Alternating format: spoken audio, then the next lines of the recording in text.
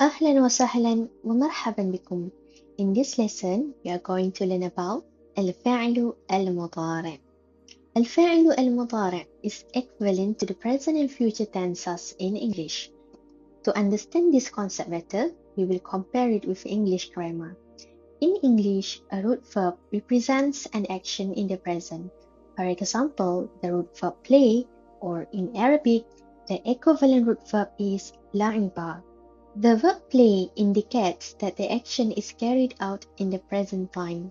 To change the meaning from the present tense to the past tense, we add the suffix ed to the end of the verb.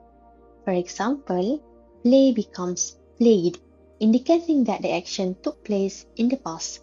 In contrast, in Arabic, a root verb generally represents an action that has already taken place in the past. For example, لعب means he played, indicating that the action occurred in the past.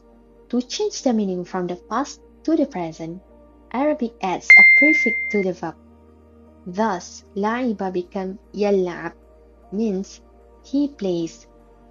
To change a root verb into الفعل المضارع, the verb is conjugated by adding specific letters to the beginning and, in some cases, to the end of the verb.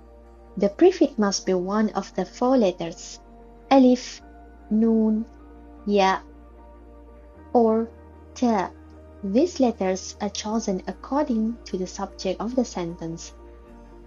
Let us use the verb كتب, which means he wrote, as our example. If we want to say he writes, we simply add the prefix ya and it becomes يكتب. If we want to say she writes, we add the prefix ta and it becomes تكتب.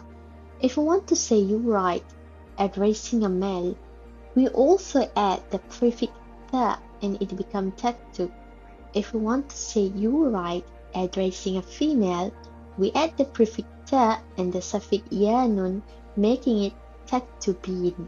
This is a special form because it requires both a prefix and a suffix. If we want to say I write, we add the prefix alif, it becomes أكتب.